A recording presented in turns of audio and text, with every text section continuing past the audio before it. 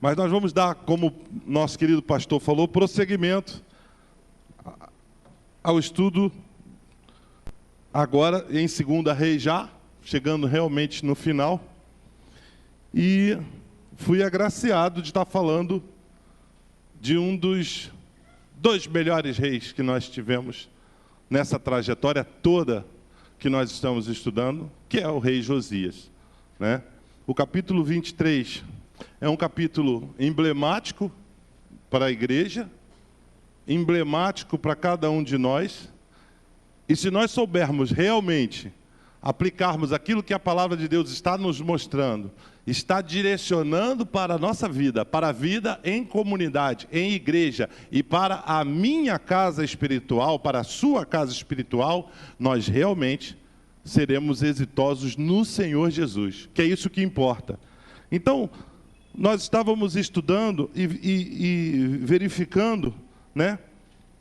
Já havia dentro aqui, Josias começa o capítulo 23, ajunta todo o povo e renova o pacto do Senhor.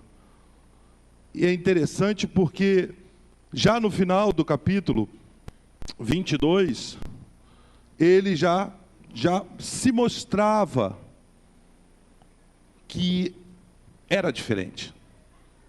Ele já mostrava que ele tinha um coração diferente.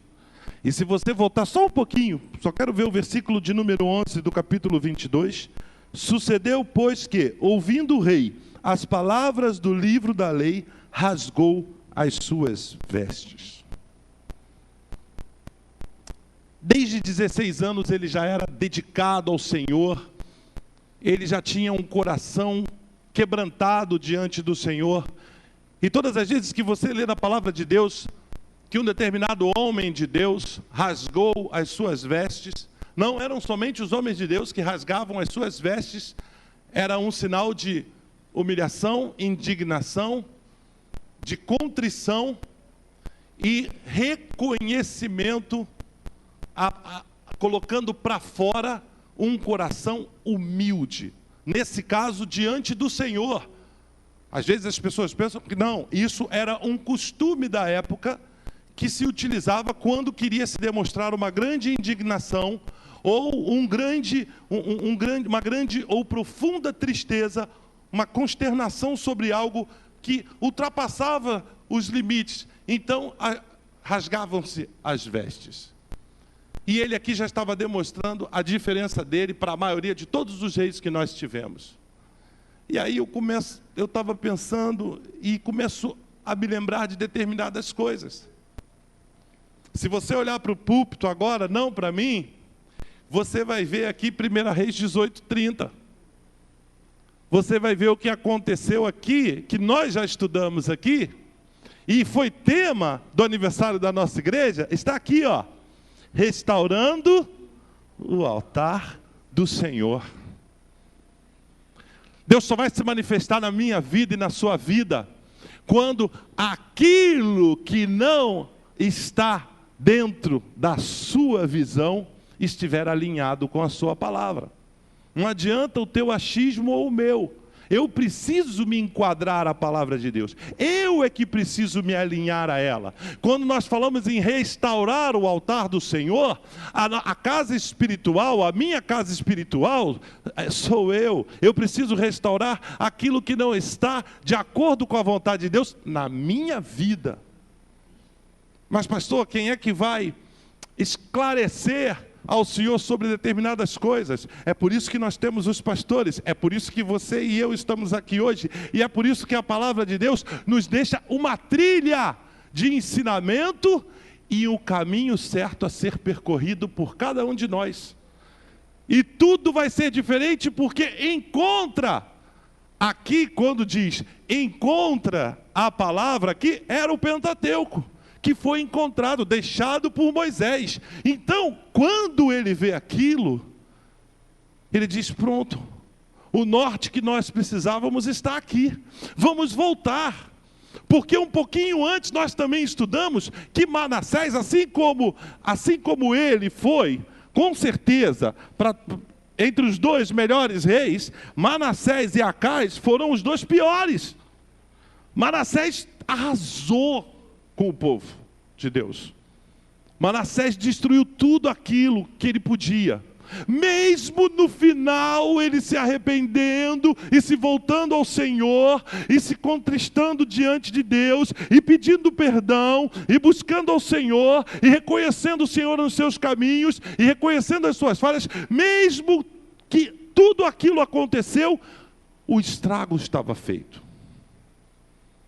E Deus já tinha dado uma palavra específica. Porque às vezes você fala assim, e nós já vamos chegar lá, mas o principal tema do capítulo 23 é a volta do povo ao Senhor. É a restauração daquilo que estava quebrado. E aí daqui a pouco você vai dizer assim, mas pastor, aconteceu tudo isso e mais na frente o povo ainda foi mesmo para o cativeiro. Não teve jeito. Não teve jeito. Não teve jeito mesmo. E esta foi a palavra do Senhor para o povo de Israel. Até para Deus, paciência tem limite. Ele é longânimo. Ele é misericordioso. E lembre-se, nós não estamos mais debaixo da lei, mas estamos debaixo da graça. Mas o mesmo texto diz que o pecado não terá mais domínio sobre nós. Porque no nosso coração tem que reinar a paz de Cristo. E o Espírito Santo é aquele que nos conduz a todo bom caminho diante de Deus. E dentro daquilo que a palavra de Deus diz, no capítulo 23, nós não vamos estar lendo sequencialmente, até porque, irmãos, se você ver aqui, do versículo 1, do capítulo 23, até o 14, são versículos até longos, é exatamente ele fazendo a arrumação daquilo que estava extremamente bagunçado, destruído, profanado. E eu quero ler os primeiros versículos com você para nós entendermos isso. Diz assim a palavra do Senhor. Então o rei ordenou, e todos os anciãos de Judá e de Jerusalém se ajuntaram a ele. E o rei subiu à casa do Senhor, e com ele todos os homens de Judá, e todos os moradores de Jerusalém, e os sacerdotes e os profetas, e todo o povo, desde o menor até o maior. E leu aos ouvidos deles todas as palavras do livro do concerto que se achou na casa do Senhor. E o rei se pôs em pé junto à coluna e fez o concerto perante o Senhor, para andarem com o Senhor e guardarem os seus mandamentos e os seus testemunhos e os seus estatutos, com todo o coração e com toda a alma, confirmando as palavras deste concerto que estavam escritas naquele livro. E todo o povo esteve por este concerto. Você pode dizer amém? Então quem chamou o povo ao concerto, quem chamou o povo para restaurar o altar que estava quebrado, foi o rei Josias. Ele não, e uma coisa muito interessante aqui, a palavra de Deus diz que foi do menor ao maior. Tinham tanto as crianças como os sacerdotes. Tinham os levitas, tinham também aqui um monte de herege no meio. Ele juntou o povo todo e proclamou um concerto ao Senhor, de acordo com o que estava na palavra de Deus. E aí, irmãos, a gente começa a entender determinadas coisas. E quando você começa a descer e a ler todos os outros versículos, que vai até o 14, existem coisas tão absurdas aqui, e eu vou me deter em uma, para nós não perdermos tanto tempo. Eu queria que você parasse no versículo 7. No versículo 7. O nível de profanação, o nível assim... Também derrubou as casas dos sodomitas que estavam na casa do Senhor, em que as mulheres teciam casinhas para o ídolo do bosque. Vai até o 9, pode passar o 8 um pouquinho. E todos os sacerdotes trouxe da cidade de Judá e profanou os altos que os sacerdotes queimavam incenso, desde Geba até Berseba. E derrubou os altos que estavam às portas, junto à entrada da porta de Josué, o governador da cidade, que estava à esquerda. Na minha versão, diz o seguinte, no versículo 7. Também derribou as casas dos prostitutos cultuais que estavam na casa do Senhor, em que as mulheres teciam casinhas para o ídolo do bosque. Esse tipo de prostituição era parte das ímpias práticas da religião cananeia.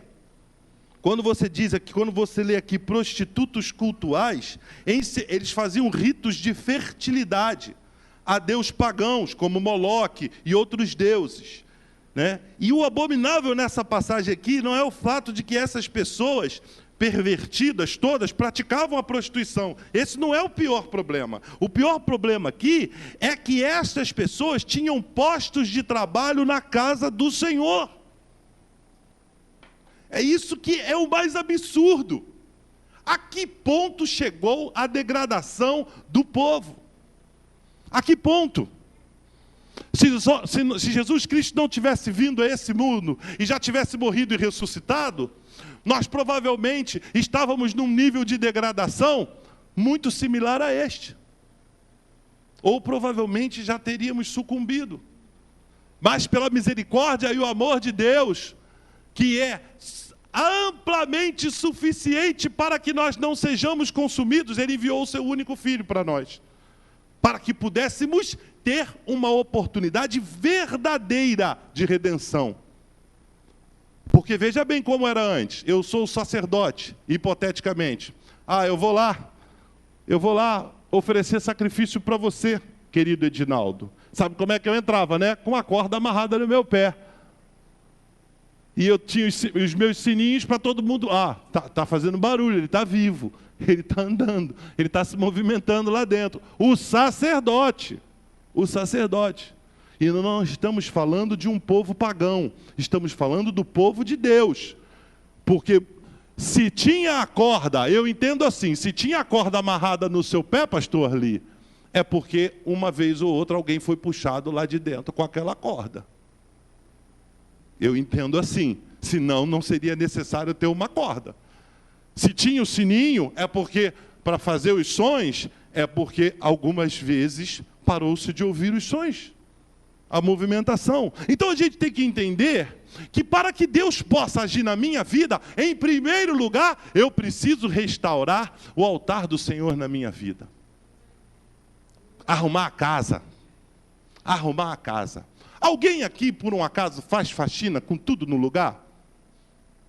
Não conheço. A não ser aquele migué. Eu vou arrumar a casa. Aí vou varrer aqui. Ali eu não varro, né? Porque tem o som ali. Eu fiz muito isso quando era mais novo. Tuninho era pior. Eu sempre fui bonzinho. Eu nem fiz isso. Quem fez isso tudo foi Tuninho. Meu irmão. Aí a gente limpava, dava aquele miguezinho, pronto, estava tudo bem. Limpou, limpei. Aí viesse minha mãe e meu pai, olhasse, mas está tudo... Não. Espiritualmente também é assim. Não adianta você ter uma capa de que você é santo. Não adianta você vir todos os cultos da igreja e participar das atividades aqui, se aquilo que você faz continua falando muito mais alto do que aquilo que você fala. E aquilo que você faz não bate com aquilo que você fala. Aqui tinham sacerdotes envolvidos em prática abominável aos olhos do Senhor. E eles tinham um ofício na casa de Deus. É por isso, irmãos, que eu sempre serei contra o ecumenismo. Porque cristão verdadeiro é contra o ecumenismo. Nós somos, sim, a favor do respeito à liberdade de escolha de qualquer cidadão de servir ao suposto Deus que ele acha que existe e queira servir, ou não acreditar em Deus. Porque quem deu esse direito foi o Senhor. Agora, nós não somos um povo de misturas. Nosso livro de padrão de conduta, fé e prática é a palavra de Deus. E tudo aquilo que vai de encontro à palavra de Deus, para nós é como esterco. Nós reputamos como esterco, não serve para nós. Se você começar a fazer emendas, isso daqui não é uma ata que você faz emendas. Vamos fazer a Constituição do nosso país, ela aceita desde que haja uma ampla maioria e siga-se alguns ritos pré-estabelecidos, pode ser feita uma emenda constitucional. Exemplo, a discussão da maioridade penal. Ou seja, vamos baixar de 18 para 16 anos, que eu acharia bem plausível, mas não se pode dar uma canetada nisso. Tem que haver uma emenda, tem que ser feita uma emenda. Só que a carta magna do cristão, que é a palavra de Deus, não aceita emenda. Não aceita você botar um apêndice. Sabe quando a gente está escrevendo? Vou botar um PS aqui. Ah, não, vou botar uma observação. Não aceita nada disso. A palavra do Senhor, como diz o salmista lá no Salmo 119, ele diz: escondi a tua palavra no meu coração, no versículo 11, para eu não pecar contra ti. O escondi aí não é fazer como as crianças representaram aqui no domingo de manhã, pegar a Bíblia, abrir lá no Salmo 91 e ela fica lá, ou então guardada no armário, como eu já vi gente dizendo, eu tenho 11 Bíblias. Rapaz, é mesmo, tenho 11, não lê uma, mas tem 11. Uma de cada. Eu tenho Scofield, eu tenho Thompson, eu tenho MacArthur, eu tenho a apologética, eu tenho, enfim, eu tenho vários tipos de Bíblia. Precisa você ler uma. Leia pelo menos uma. A palavra de Deus não aceita apêndice. E não adianta você tentar fazer uma reforma espiritual se você não descer. E essa palavra mexeu muito no meu coração com relação a isso. Porque Josias, ele foi no âmago da questão. Muito importante, você viu que a primeira coisa que ele fez não foi tirar os altos. A primeira coisa que ele fez não foi tirar vários utensílios de profanação que havia dentro do templo do Senhor. Essa não foi a primeira coisa que ele fez. A primeira coisa que ele fez foi reunir o povo e conclamar o povo a fazer um concerto com o Senhor. E é isso que Deus quer que nós venhamos a fazer. Nós venhamos a fazer um concerto com Ele, da nossa vida espiritual, a casa espiritual, o meu altar, como está Ele? O meu altar já foi plenamente restaurado? Está em restauração? Os meus muros já tiveram as suas brechas tapadas? Ou toda hora você fecha de um lado e abre de outro? O que está acontecendo? A reflexão que isso provocou em mim, o capítulo 23, foi isso. Eu falei, Senhor, que homem fantástico. Depois de tantos reis que nós estudamos aqui, como por exemplo Manassés, que dá até, não fui eu até que ministrei essa palavra, mas quem ministrou, já não me lembro quem ministrou, é um peso. Você falar de um rei que destruiu espiritualmente a nação, que jogou na lama a palavra do Senhor, o concerto do Senhor, e aí você vê um homem que desde muito novinho, e a Bíblia fala aqui, quer ver? Tem um comentário aqui muito interessante. Josias foi o último dos reis justos de Judá. Já em tenra idade, aos 16 anos, começou a buscar o Senhor com toda a dedicação. E 4 anos mais tarde, começou a expurgar de Judá a religião falsa. Olha que interessante. Dos 16 ao 20, ele estava firmemente buscando ao Senhor. Quando teve a oportunidade, quando se achou a palavra do Senhor, ele falou, eu entendo. Agora, quero que você faça esse tipo de exercício que eu gosto muito de fazer quando estou estudando, olhando a palavra de Deus. É tentar me transportar para lá. E eu fico imaginando, ao momento em que vieram dar a notícia para Josias, olha, foi encontrado o livro da aliança. O livro que Moisés nos deixou. Aonde? No templo. Irmãos, pensa comigo. Pensa uma coisa aqui comigo. Como é que você vai achar aqui no templo do Senhor a palavra do Senhor que estava escondida? Estava escondida aonde? Estava jogada em algum canto, irmãos. Devia ter troço em cima. Devia estar... Sabe aquele quartinho do terror que na maioria das casas tem? Que às vezes tu abre a porta, já cai as paradas em cima de você e você fica Jesus e fechou, pronto, está tudo limpo e arrumado. A palavra de Deus estava em algum canto. Porque encontraram a palavra do Senhor. Para você ver o nível de espiritualidade, de organização, de dedicação ao Senhor que havia naquele momento. Encontraram a palavra do Senhor. 57 anos escondida.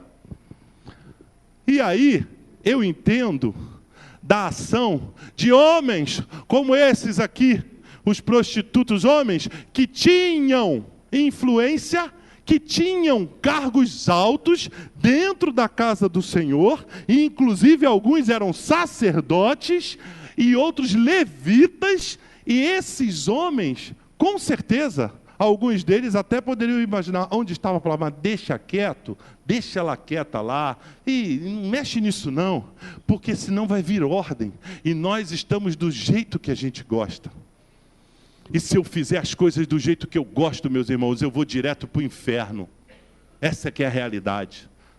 Porque a minha alma, ela é má. Porque eu, sem Cristo, não sou nada.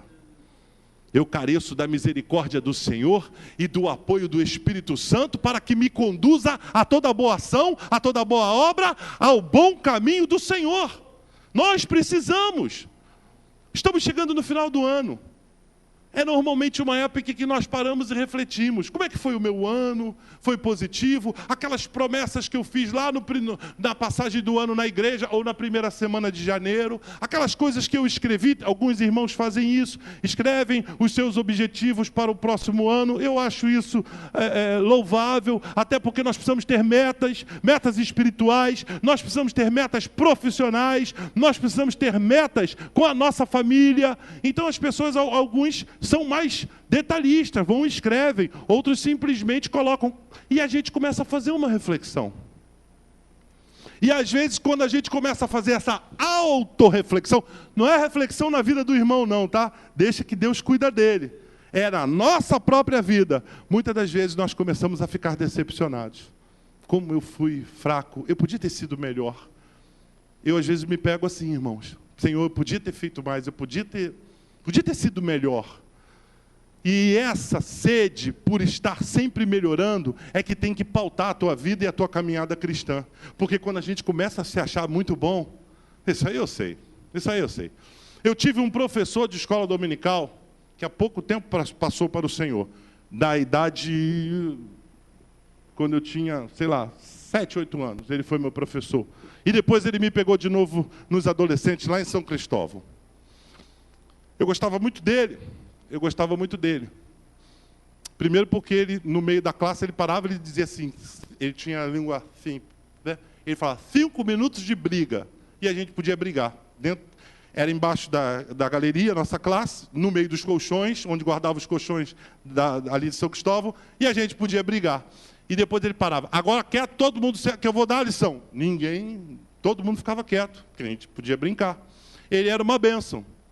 Mas chegou um determinado tempo da vida dele, no início do projeto Vida Nova de Irajá, quando eu comecei ali, irmãos, às vezes a gente lembra de algumas coisas e fica assim, quanto tempo passou? E parece que foi ontem, né?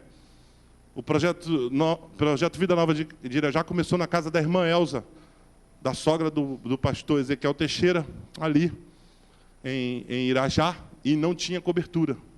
E quando era na garagem, que não tinha cobertura. E quando o tempo estava ruim, nós éramos aí umas 15, 20 pessoas no máximo, a gente ficava, era uma caixa dessa, cadê aquela caixa? Uma caixa, daquela Stanner, um microfone e pronto. E a gente ficava ali ligado. Aí ele olhava para a gente olhava para o pastor. No primeiro pingo, a graça do nosso Senhor Jesus Cristo, acabava o culto, guardava logo, porque a gente só tinha aquela caixa, e o povo não tinha cobertura para ficar. E quando nós estávamos começando aquele trabalho, esse meu professor, que tinha sido meu professor, ele sentava lá atrás, aí nós passamos para o Pagodão de Irajá, já era uma igreja, já era alguma coisa parecida com uma igreja, cabia ali umas 250, 300 pessoas, um pouco maior do que aqui, e ele sentava lá atrás, na escola dominical, e abria o jornal O Globo. E o pastor ministrando aqui na frente. E eu dizia para ele, professor, fecha esse jornal. Tudo que ele está falando ali, eu sei. Tudo que ele está falando, eu sei. Eu tive Gesiel Gomes, Lourenço Olson, Antônio Gilberto, Túlio Barros Ferreira como professor. O que ele tem para me ensinar? Aquilo entrou no meu coração, não da forma como ele estava colocando. Aquilo entrou de forma contrária. Falei, Senhor, nunca me deixa ter uma postura dessa. Eu disse para ele, o que você está fazendo é falta de respeito e falta de temor de Deus. Porque nós aprendemos com as pessoas mais simples. Você me ensinou isso. E aí ele parou. Vou fechar o jornal porque você está pedindo. E aquilo era uma forma de, eu sei mais, era uma pessoa que tinha um conhecimento bíblico muito grande. Mas conhecimento bíblico não tem nada a ver com espiritualidade. Conhecimento bíblico é bom para que você possa entender e externar aquilo que muitas das vezes é um pouco mais complicado para uma pessoa mais simples. Mas isso não quantifica ou qualifica o seu nível de espiritualidade. O que qualifica o teu nível de espiritualidade é teu joelho no chão, a tua boca no pó e a palavra de Deus dentro do teu coração. E você andando retamente diante do Senhor. E quando você faz isso, Ele te usa poderosamente. Seja você um homem ou uma mulher letrada, ou um homem ou uma mulher simples. Aonde você estiver, a bênção do Senhor vai estar com você. Aonde você estiver, a graça do Senhor vai estar habitando com você. E ali vai haver a diferença. A diferença daquele que serve ao Senhor para aquele que não serve ao Senhor. Isso é que está faltando hoje em dia, irmãos. Hoje em dia o que nós estamos vendo são emendas. Josias não permitiu emendas. Hoje é assim, o ecumenismo que eu falei, e eu publiquei até algo no Facebook ontem, algumas pessoas não gostaram, eu não tenho problema com isso, que é exatamente sobre isso. Sou totalmente contra, porque não podemos ter mistura. Nosso evangelho é genuíno e não aceita acomodações. Sabe? Não, olha só, vamos chegar um pouquinho para cá, porque aí fica todo mundo bem, vamos aceitar. Já tem igreja aceitando ministros homossexuais. Eu não tenho nada contra. Eu não sou preconceituoso. Eu sou publicitário de formação. Deus fez isso comigo há exatos 30 anos atrás. Me botou num grupo onde tinha eu, 3 mulheres e 2 homossexuais. E eu era preconceituoso. E eu fiquei 4 anos e meio estudando com aqueles rapazes que hoje estão aí. São pessoas que eu respeito, são pessoas com quem nós nos falamos, mas eu entendi que aquilo que é puro não pode se misturar com aquilo que é impuro. Aquilo que é santo não pode se misturar com aquilo que é profano. Para que o Espírito Santo de Deus venha agir, ele precisa de santidade. É essencial. E aí, continuando nesses versículos todos que nós falamos, tudo isso, eu me lembro em 2 Timóteo, põe para mim, querida, 2 Timóteo 2, 12 e 13. O Senhor não nos quer afastados da sua palavra, da sua presença. Se sofrermos também com Ele, reinaremos. Se o negarmos, também Ele nos negará.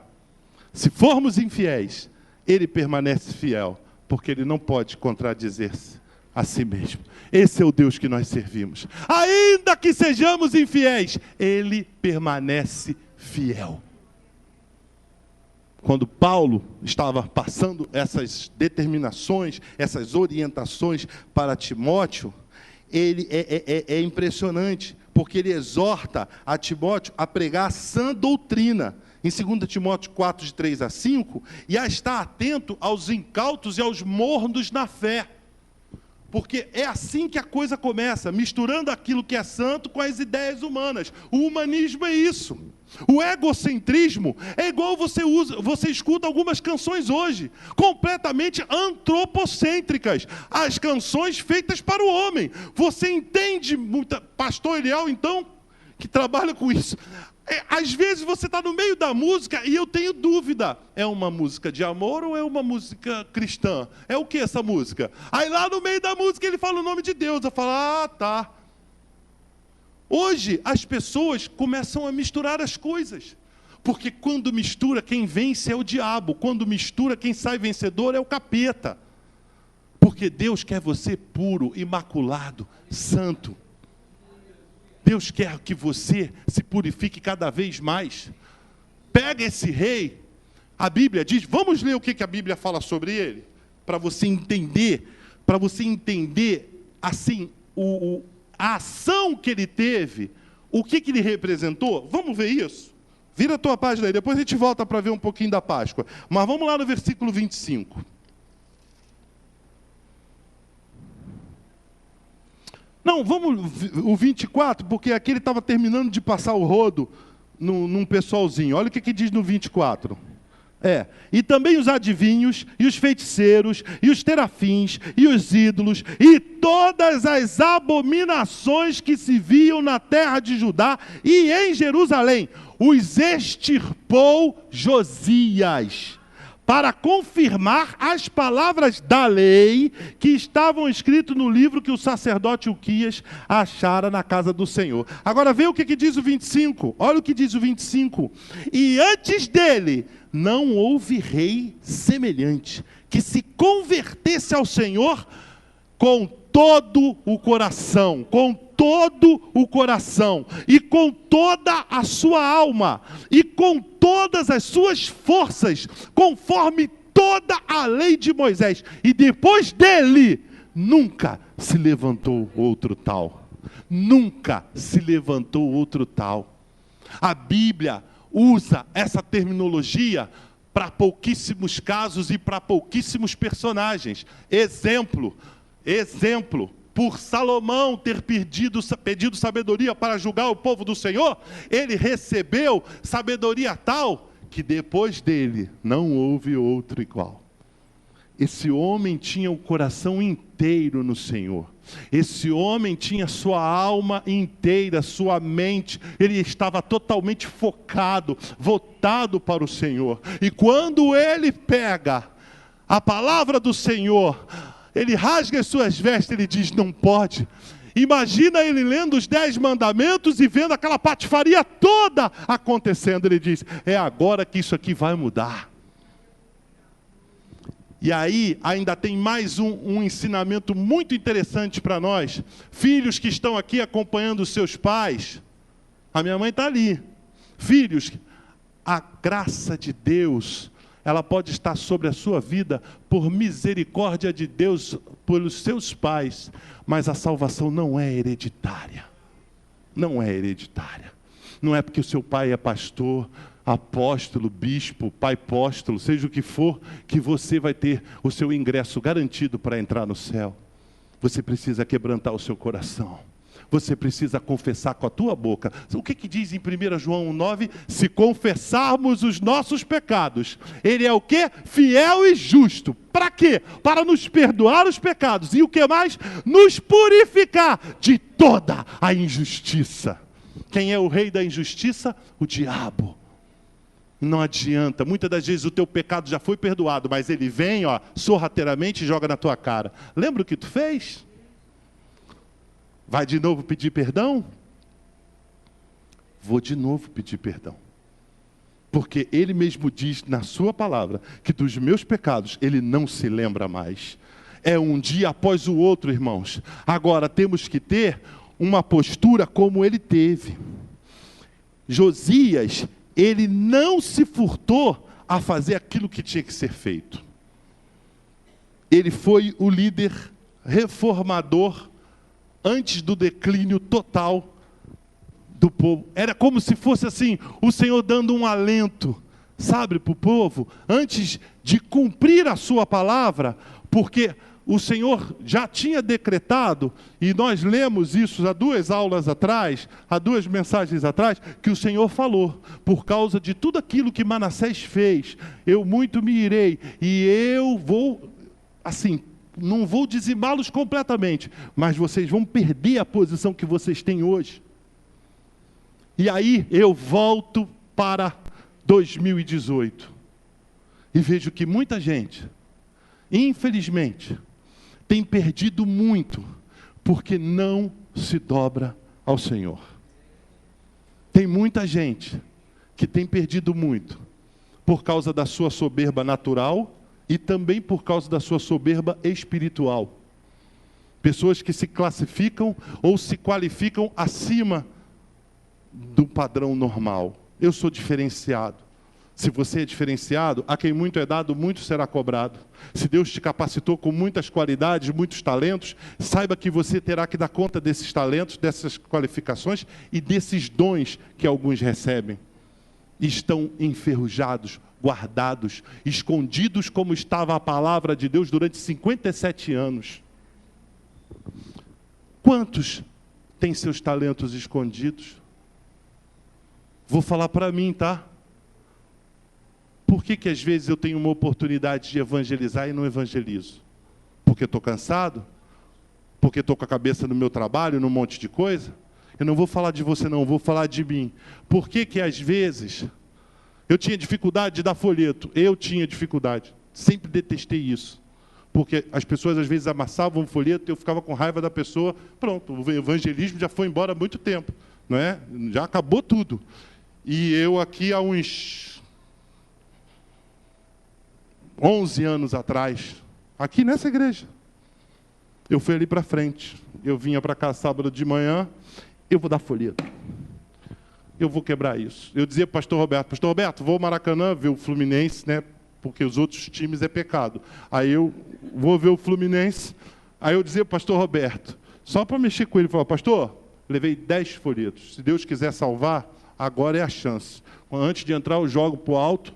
Quem pegar, pegou, e vou ver o jogo. Pelo menos evangelizei. Jesus tem misericórdia de Ricardo, Senhor, e aquela coisa toda. Enfim, irmãos, eu não gostava, aquilo me incomodava. Eu via, às vezes, o pessoal no ônibus evangelizando.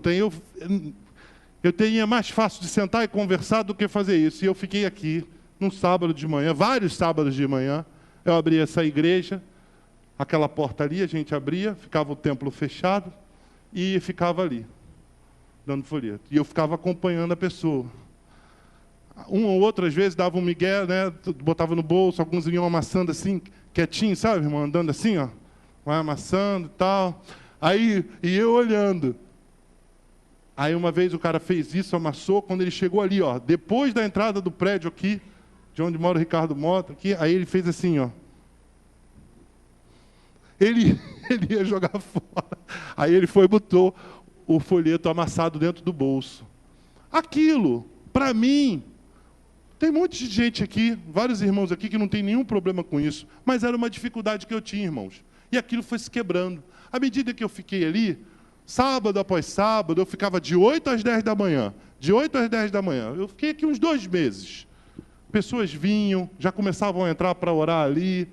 Eu ficava ali, daqui a pouco veio um outro irmão junto comigo, e Osvaldo algumas vezes ficava comigo, e aquilo foi importante para mim, porque era algo que eu tinha dificuldade.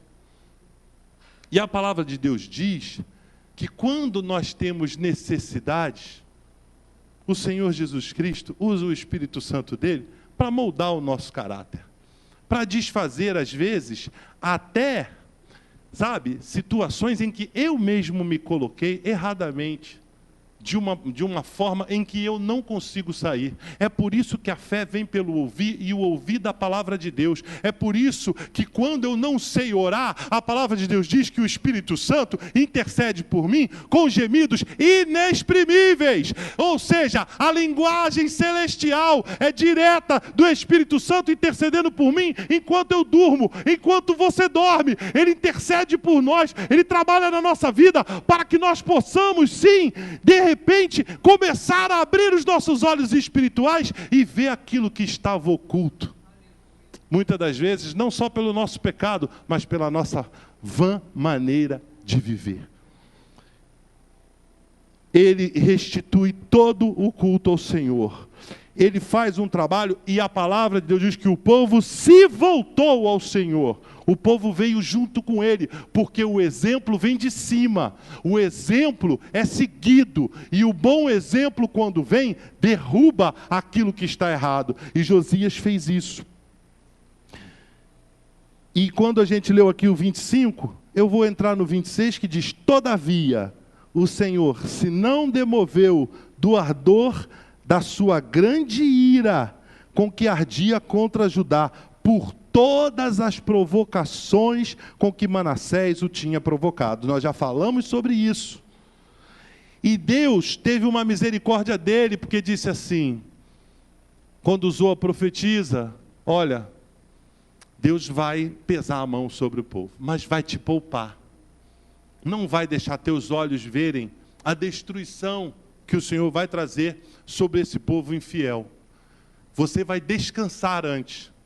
E ele morre numa situação em que, aparentemente, primeiro, ele morre nas mãos de um homem que não queria matá-lo, que não era seu inimigo e não tinha ido ali para guerrear com ele. E ele se interpôs no caminho. São muitos detalhes aqui dentro dessa batalha em que ele perde a sua vida. Mas foi providencial para que se cumprisse a palavra de Deus e ele pudesse, enfim, descansar antes de Deus exercer o juízo que haveria de exercer sobre o povo de Judá. E o mais interessante, seus 2 filhos, parece que não aprenderam nada com o pai. E é sobre isso que nós falamos há um pouco atrás. Os filhos precisam seguir os bons exemplos dos pais. Um reinou 3 meses e foi deposto, foi levado para o Egito cativo e morreu. O outro continuou, impôs um imposto que era o que os seus algozes exigiram. E ele, como é que ele foi para pagar o imposto? Povo. É sempre o povo que paga o imposto. O povo vai pagar o imposto. Os talentos que estão nos exigindo é o povo. E derribou, ou seja, jogou por terra tudo aquilo que o pai tinha feito com tanto amor e com tanta dedicação. Fica mais uma lição para nós nessa noite, irmãos. Você quer realmente entender o que Deus tem para a sua vida? Nós precisamos de reformas espirituais. Nós precisamos abrir o nosso coração para o Espírito Santo. Reforma do templo, sem reforma da sua vida, é perda de tempo. Entendeu? E melhorar as estruturas que estão à volta de você, sem uma mudança espiritual, o que adianta comprar o melhor microfone, mais sensível do mercado, a melhor bateria, o melhor estúdio de som, botar aqui um estúdio de gravação, a melhor poltrona? Do que adianta revestir esse templo aqui com as mais preciosas peças que se pode achar, se não houver uma mudança espiritual? Isso tudo é vão. Isso tudo não tem sentido. Hoje nós vimos, infelizmente, alguns templos que funcionam como sepulcro caiado. Infelizmente. Eu quero te chamar a uma reflexão nessa noite. Considerando que nenhum avanço era honroso sem crescimento espiritual, Josias focou na aplicação aos súditos dos inspirados princípios revelados na palavra de Deus. Ele focou na palavra de Deus, ele diz, vamos seguir o que está aqui, na palavra de Deus. E é o que eu te conclamo a fazer nessa noite. Eu queria que você fechasse seus olhos. Do jeito que você está, onde você está. Faça uma reflexão da sua vida nessa noite. Quando você chegar em casa, leia de novo esse capítulo 23 de 2 Reis e veja a atitude que aquele homem teve diante de todas as impossibilidades e dificuldades. Tudo era contra ele. Tudo era contra. O povo estava habituado a pecar constantemente. Não havia mais comoção e nem remorso, e muito menos arrependimento. Para que o Senhor possa agir na sua vida e na minha, é necessário arrependimento, é necessário mudança de rumo, é necessário reforma, é necessário que o Espírito Santo tenha liberdade. A essência moral desse pacto de Josias com o povo eram os 10 mandamentos. Josias desejava voltar aos caminhos antigos, e o seu novo pacto com o povo convidava a todos os habitantes a fazer um retorno juntamente com ele. Que possamos retornar. Muitas das vezes a gente canta aquela canção antiga, quero voltar ao princípio de tudo. E às vezes é isso que nós precisamos fazer. Voltar aos rudimentos da nossa fé. Porque muitas das vezes sentimos falta do nível de espiritualidade que tínhamos naquela altura. E às vezes até gozávamos ou fomos gozados pelos outros, dizendo: isso aí é novo na fé, está no primeiro amor. Que o primeiro amor seja eterno na nossa vida.